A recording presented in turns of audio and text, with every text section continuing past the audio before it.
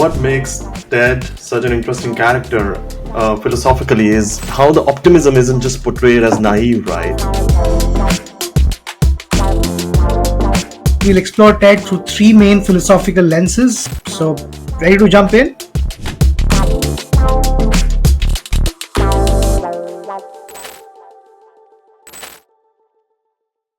Welcome back to Real Philosophy. As you know, we dive into some philosophical dimensions here and there. Our favorite screen characters. I'm Vishal, and as you can see, I am a lifelong miserable Manchester United fan and your host.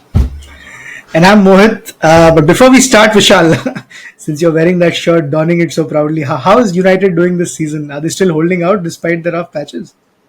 Don't even start, man. Don't get me started. I've been supporting, I don't know, since 2003, 2004. And now it's been so miserable the last 10 years, right? Since Ferguson left. And now I'm starting to think we need someone like today's character to come fix our locker room culture. And we need someone like him because he's an eternal optimist. Nice, that's the perfect segue then. Today we're going to be tackling Ted Lasso, the mustachioed American football coach dropped into the world of British football, or English football rather. Or as he constantly needs to be reminded, it's not soccer, it's football. Yeah. And to be honest, as a football purist, when I saw the trailer and started watching it on Apple TV, I was skeptic. Like an American show talking about football, it never turns out good. But there was something there, right? And the way the show turned out eventually, and the coaching philosophy that he espouses, it makes me wish now that maybe United or Manchester United should hire someone like him with his people skills. Are you sure you mean that? I mean, aren't Ferguson and Ted Lasso quite dissimilar to each other? Yeah, like I thought about that, but I think not really. Ferguson is obviously the GOAT, at least in my eyes. He's the greatest managers, maybe with Guardiola that's lived. But what made him special wasn't just his tactics. To be honest, I think he was very simple in terms of tactics. But it was his ability to really build a football culture and manage really difficult personalities. And this is where Ted Lasso excels as well. And if you watch United's locker room drama in the past couple of seasons, even more than that, in the last 5 to 6 years, it's just been pathetic. And we need someone like Ted Lasso. Ted Lasso would have Roy Keane baking cookies and doing trust falls within a week. So, guys, today we're going to keep it tight. We'll explore Ted through three main philosophical lenses. The first being Stoicism. We've spoken about this at length some of our episodes earlier. Then there's Existential Authenticity, and thirdly, his unique approach to leadership. So, ready to jump in? Yeah, believe. Let's do it. Believe. Cool. All right. So the most obvious philosophical connection I see in Ted Lasso is it's definitely Stoicism, which is the belief sign which he puts up.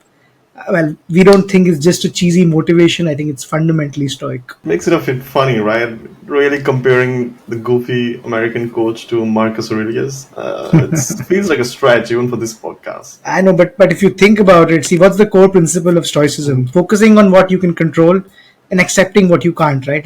Ted literally tells his players to be a goldfish, to forget mistakes quickly because dwelling on the past is pointless. Like, if I were to just take a small segue into my job, which I'm doing, I'm in sales right now, and we will just finish this month very soon, and this month hasn't been the best, to be honest, in terms of achievement. So I have a choice. I have the choice of either ruining the past, which is doing the shit that we did this month, and sort of keep bringing up the uncontrollables, basically, which weren't in our control, which is why we failed, or I could start afresh from day one, right? Yeah. I thought we got into this podcast thinking Mohit to get away from work, but now you're getting those conversations in. But anyway, fair point. As a United fan, I think I've needed to be a goldfish for a lot lately in the past 5 to 6 years at least. But you're right. Ted Lasso and the character has consistently focused on effort and attitude rather than the results, and that's very stoic. And I remember they got relegated, and he was all right. He wasn't devastated. That's very stoic as well. Precisely. I mean, the Stoics would call winning a preferred indifferent or a preferred indifference. Yeah. Something nice to have, but not essential for living a good life. What matters is how virtuously you pursue those outcomes, the means and not the end. Yeah, and he does something more, right? Ted Lasso, he improves it. He is combining this resilience or philosophical resilience, and there's a general, genuine, emotional vulnerability there as well.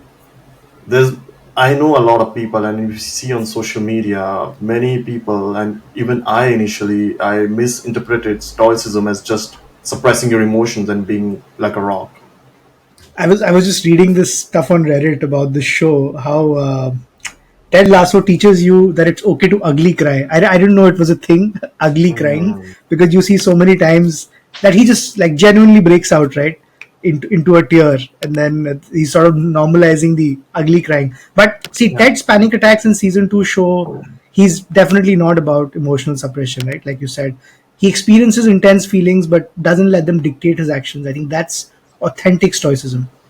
And something similar maybe is controlled aggression, and this is something that Ferguson was absolutely great at. He used to be so furious on the sidelines, on the referees, on the players, even on the fans sometimes. But then eventually he would tend to make rational decisions, and so that he was really good in managing emotions and rather than denying them. I mean, again, comparing Ted Lasso to Sir Alex Ferguson, I think a lot of stretches you're making, man. I know, fair enough. Moving on, if Stoicism explains Ted's focus on what he can control, what about this relentless optimism? Because if you think about it, honestly, sometimes it becomes annoying, right? Even in the show, like how can you be so positive all the time? Yeah, no, right. Sometimes you just want to tell him to shut the fuck up. Like, he's just too positive. But I think, Vishal, that's where I think existentialism comes in, right? Again, we've spoken about this at length too. The show makes it clear that Ted has every reason to be cynical, right? I mean, he has a failed marriage. He's separated from his son.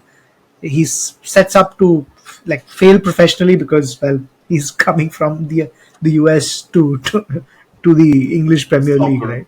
Yeah, and later on we also learn about his father's suicide, right? Which sort of Yeah. alters and reframes the character as well. The optimism that he's showing isn't naive. It feels like it's a deliberate choice that he's facing a lot of trauma and abyss, but he's choosing to be optimistic all the time. Exactly, I think, and John Paul Sartre talked about how humans are condemned to freedom, right? Like we must choose who to be in a universe without inherent meaning, Yeah. bordering to absurdism as well. What we've spoken about. See, Ted chooses optimism not because life has been kind to him, but despite life's hardships, right? And I mean, just this whole thing about Ted and how he chooses optimism in the face of hardships reminds me of no other than Robin Williams, man. I mean, how much Mm. we love that guy, and how a man so riddled with so many issues, Robin Williams, still always showed up as an eternal optimist and I think a source of joy to everyone around him at the movie sets or wherever he was. Like you said, right? Everyone needs to pick a lane, something that makes them find their meaning in their lives. Now, if you think about Roy Keane, the Irish player who was there in Manchester United, he was very intense on the pitch as a player and as a captain, and fans and people alike. We just assume that he's just naturally angry, but now feels like in retrospect that it was a chosen mindset, right? He was facing a difficult sport, and he thought that this is the attitude that I want to go into it, and that eventually brought him success, and Manchester United success as well. What I find fascinating is how the show contrasts Ted's philosophy with others, right? Like I think Rebecca initially embraces nihilism, using Ted as an instrument for revenge, right? Because she wants to get back at her ex-husband because he loves this club so much. Roy Kent, the amazing Roy Kent, played by Brett Goldstein, he embodies determinism, believing people just can't fundamentally change. He himself thinks he can't fundamentally change, right? Yeah, and Nate, you remember Nate? Yeah. He turned to the dark side in season 2, right? And because of so much resentment. and he allowed these perceived slights to poison his entire worldview. He used to be a nice man, Yeah, and now he's the philosophical opposite of Ted. totally. I mean, I think Ted's approach is what Viktor Frankl called tragic optimism, the ability to remain optimistic and still find meaning despite life's inherent tragedies. And for our viewers and our listeners, I really recommend this book called Man's Search for Meaning Yeah, by Viktor Frankl. Very yeah, powerful. And it's about his experience of surviving, not just surviving, but sort of just being still optimistic, which is, I mean, you can't even imagine about the concentration camps of yeah. Auschwitz, which you Sure. and I happened to go to back Visit in the together. day when we were at our exchange. Yeah, yeah, yeah. I Yeah, but very, remember. very powerful. Yeah. Uh, but yeah, barring these extraordinary and these are almost superhuman stories, right? You always still feel skeptical about this relentless positivity. It almost feels fake. But Ted's version, when you first see it, it feels different because it acknowledges darkness while choosing light. So there is darkness. We know that there's darkness, but he's trying to choose light, facing the abyss. So it's not like toxic positivity. I don't know if that's a term. It's just optimism, which is hard won. Yeah, it's very well said. Not toxic positivity, but hard won optimism. Yeah, But importantly, I think Ted doesn't force his outlook on others, right? He creates conditions where they might freely choose a more positive stance yeah, themselves. yeah, We're talking about the optimism. I think we should, because he is finally the coach of AFC Richmond. We have to talk about Ted's leadership philosophy as well, right? yeah, Which challenges conventional wisdom about what makes an effective leader, especially in sports. yeah. And this is also one of the things that you find a bit challenging, right? And compelling as well. The premise is absolutely ridiculous. An American guy comes to uh, the UK and he's knows absolutely nothing about football, and they call it soccer, man. Come on, there's no point they're going to know anything about football. But there's a profound question there as well that maybe if quality of a leader is not derived from the technical knowledge. Yeah, absolutely. And again, invoking work at my own peril, of course. Just again, thinking of that, right? There's a term that we also use in our office, which is TED embodies something called as servant leadership, which is the idea Yeah. that the leader's primary role is to serve the growth and well being of the ones that they Mm. lead and not dominate them or not like force them to work or not delegate work like how our managers do. Yeah, yeah, yeah. And in football terms, it's very quite opposite to the stereotypical football managers that you see, right? They're screaming, intimidating players, throwing tactics at them, telling them what to do on the pitch. But if you think about it, the best ones, like Klopp and Guardiola, Ferguson as well, they were more psychologists and people managers than, and like I wouldn't say this about Guardiola, but even he's like a brilliant tactician, but even he is more of a people manager and psychologist than a tactician, I would say. Yeah, no, fair point. I think Ted recognizes that wisdom is like distributed throughout the group, right? Like for Yeah, example, Coach Beard's tactical knowledge, Nate's strategic innovations, even the players' insights. I mean, he doesn't pretend to have all the answers. yeah, that's quite rare, but I think that's the one quality that a leader needs because in any big organization or enterprise, the leader will not have all the answers. He may not even know all the questions. And Ted here is not threatened by other people's expertise. His ego doesn't need him to be the smartest person in the room, and he's okay with that. To be Yeah. very honest, the show doesn't present Ted's approach as perfect by any Hmm. means, right? His emphasis on positive relationships Yeah. sometimes makes it very difficult for him to provide necessary criticism or take tough decisions, which is also Yeah. important for a manager. Like he would be reluctant to bench Roy or Yeah. confront Nate when his behavior suddenly starts changing. I would say that's realistic because that's what happens in the real world. There's no perfect leader. Some would say Steve Jobs, but Yeah. every leadership philosophy has some blind spots. Yeah. I mean, by season three, Ted's approach, however, evolves to incorporate greater discernment about when to pursue connection and when to establish Mm, boundaries. I think so. We see that evolution happening for Ted Lasso as well. He learns that true leadership sometimes requires letting people find their own path, whatever that may be. I think one last thing, Vishal, we need to address is Ted's fundamental ethical stance, which is centered around mm, kindness. Because a lot of times in the real world, we see this. It's easy to dismiss kindness as simple, as yeah, weak, right? Kind people are always seen as the weakest people, right? yeah. Ready to be devoured by the not so kind people in society. But The I real think world. credit a lot of credit to the show because it presents kindness as a sophisticated moral position. If you remember season 2, it actually complicates this picture a little bit because we learn through his therapy that Ted's kindness might actually be a defense mechanism as well, a way to avoid conflict. And that's super important, right? Positive traits can also have complex psychological roots. Yeah. Let's talk about one of my favorite segments, which is talking about our favorite scenes. Let me go first, if you may. Yeah.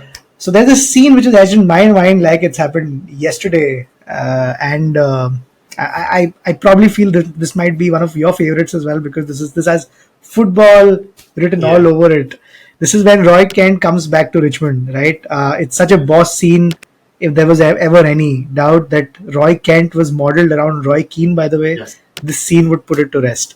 So Roy Kent gets out of his pundit chair, tells them all to fuck off in his old characteristic style, marches towards the stadium where the chants go off, Roy Kent, he's here, he's there, he's Yeah. every fucking where, Roy Kent.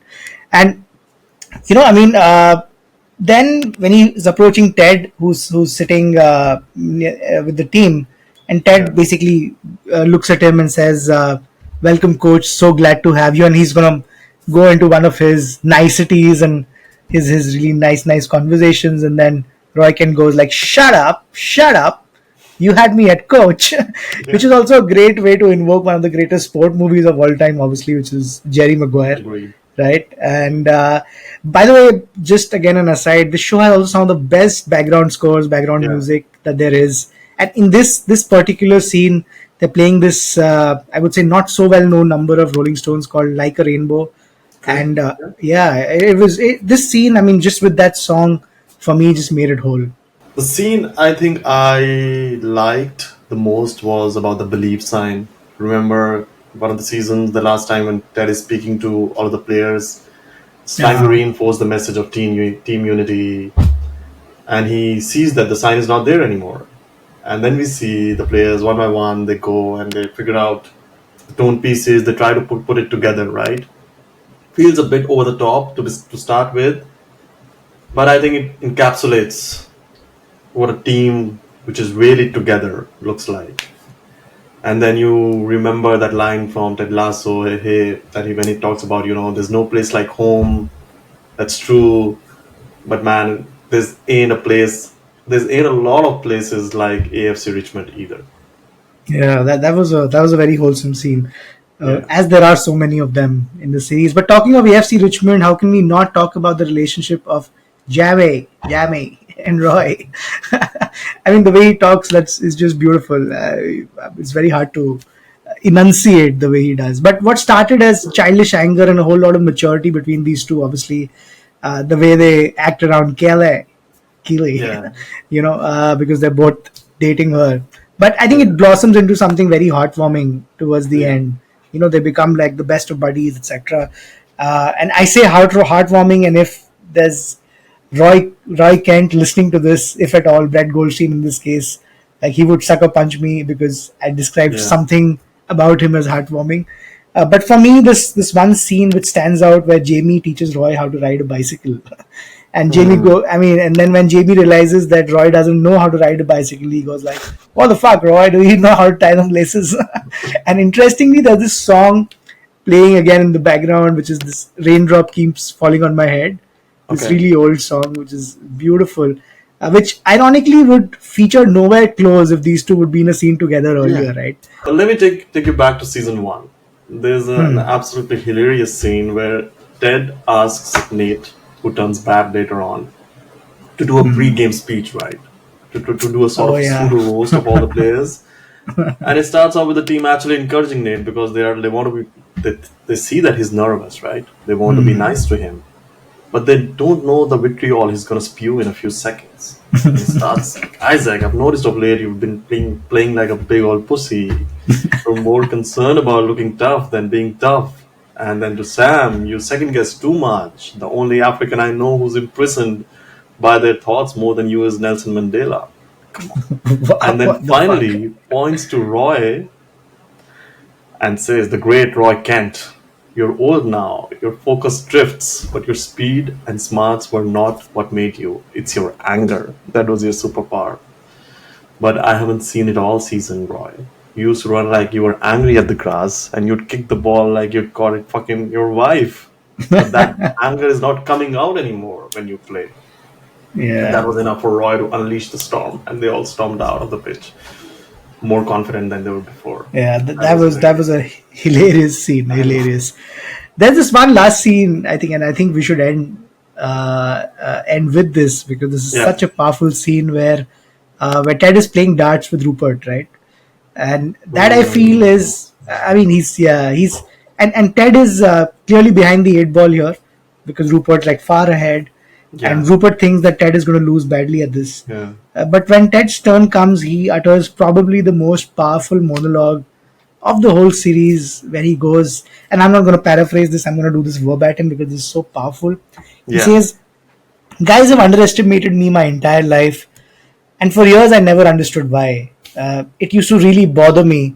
But then one day I was driving my little boy to school and I saw a quote by Walt Whitman, and it was painted on the wall and it said, be curious, not judgmental. Yeah. I like that. And poop. And he lands it where it needs to be Right. landed. I honestly don't know how the game of darts work Yeah. in terms of pointer systems, but he gets it right. So Yes. then he says, so I get back in my car and I'm driving to work, and all of a sudden it hits me that all them fellas that used to belittle me, not a single one of them was curious. You know, they thought that they had everything figured out, so they judged everything and they judged everyone. And I Yeah. realized that they're underestimating me, who I was, had nothing to do with it. Because if they were curious, they would have asked questions. Questions like, have you played a lot of darts, Ted? Boop. That's the second one. To which I would have answered, yes, sir, every Sunday afternoon at a sports bar with my father from age 10 until I was 16 when he passed away. Barbecue sauce. Poop. And I mean, that was like, you are rooting for him, like an Indian movie, like Bollywood. This is going to play to script. There are happy endings here through and through, but you want those happy endings. It's such a wonderful, wonderful This scene scene. always gives you the chills, right? Yeah. You watch it like on a rewatch or on YouTube. What a fucking amazing scene that one. Yeah. All right. So to wrap up our dive into the philosophy of Ted Lasso, what struck me most is how the show takes ideas that might seem very simple, right? Kindness, optimism, belief, and reveals their philosophical depth.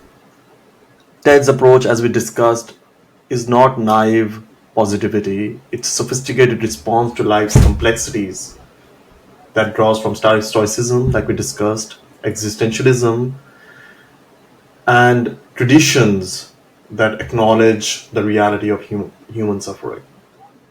Yeah, I think in a media landscape dominated by anti-heroes and cynicism, I think Ted offers a beautiful counter-narrative suggesting that perhaps the most radical philosophical stance is to choose connection, growth, and optimism despite having every reason not to. Yeah, and again, as a football fan who's seen the toxic side of sporting culture real close as a fan, right? This message is very powerful.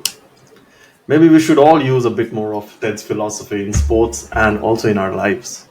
Trust me, we're not going to do any sports content after this, like especially no football content. Like we will not cover Bend It Like Beckham, that Yeah, amazing movie that came out. yeah, Yeah, we'll see. We'll see about that. Maybe not we'll for football for some time.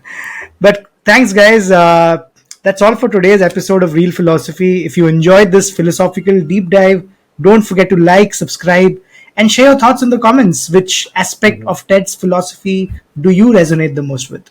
Yeah, and also tell us which characters or shows you'd like us to analyze next, because we have a long list of our own, but we Yeah. love your input as well. And until then, remember to be a goldfish, believe, curious, and as Ted would say, be curious and not judgmental. Not judgmental. This has been Mohit and Vishal for Real Philosophy. And Vishal, as we've discussed, please don't bring up Manu. I know you hate that Manu in any other podcast that we do from here on. Blasphemy speaking like that. No promises, but see you next time, everyone. Ciao.